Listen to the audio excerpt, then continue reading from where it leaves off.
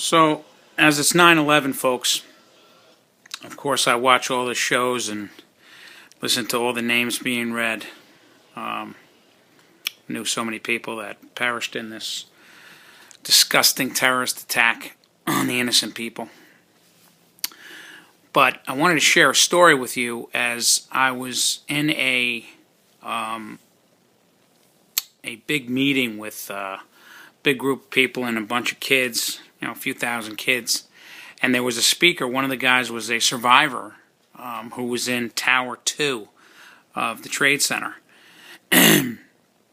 And he spoke for about a riveting 20 minutes, without papers, just kind of did it off the cuff. And it was just absolutely the greatest speech I've ever witnessed. But one thing really stuck in my head, what he said.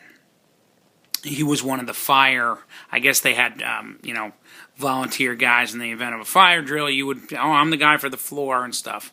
And him and another guy were the guys for that particular floor for his office to make sure people got out okay. So when it was time to evacuate, after the second tower was hit, but before the collapse, he goes on to say, I think he was on the 72nd floor, he goes on to say that, folks, in this our day, and the toughest day, and showed how everybody came together. He goes, for me, that was the day that I met Jesus Christ. I saw him, and I know what he looks like. And everybody was just, oh my God, I was like sitting there going, what? I met Jesus Christ, and I know what he looks like. And you know what he looks like?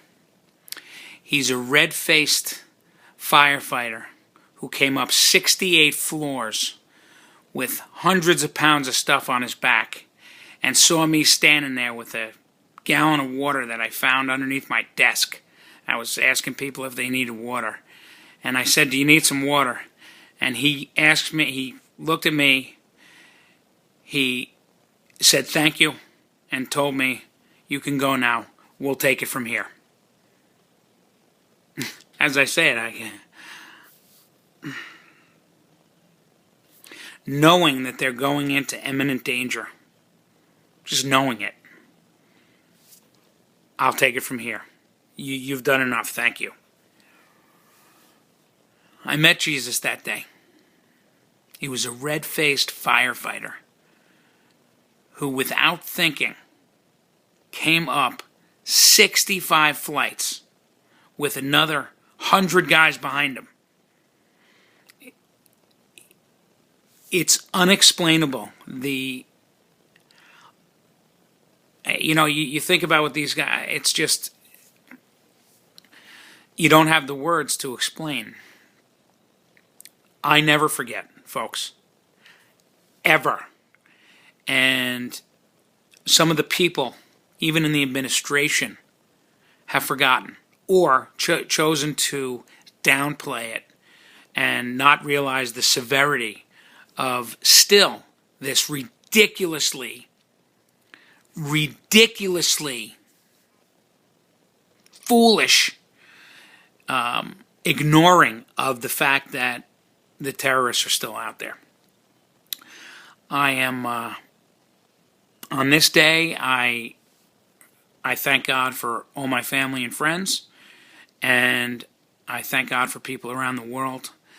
And the bottom of the rest of the story was when this gentleman was speaking, and it was just so riveting. He came down the stairs, and as he and his other compatriot went out, the buildings began to come down. He ran north, the other guy turned and ran the other way. He made it out, and his friend did not make it. But he said, I ended up at a church in Little Italy and was sitting on the steps when his phone rang. And he picked it up, and it was one of his clients, a Jewish friend in London, was calling up to see, was everybody okay?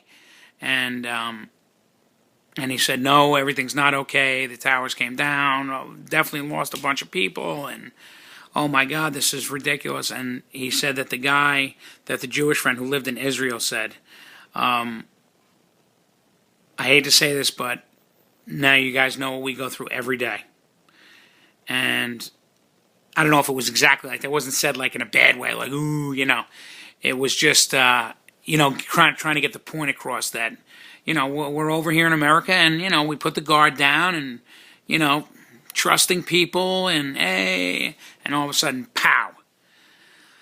But no more trusting people, no more pow, and no, I do not forgive, and no, I do not forget, folks. This guy is not that guy. And anyway, just wanted to share that story with you. Jesus was a red-faced firefighter that day, folks. He was in the stairwell. Daddy out.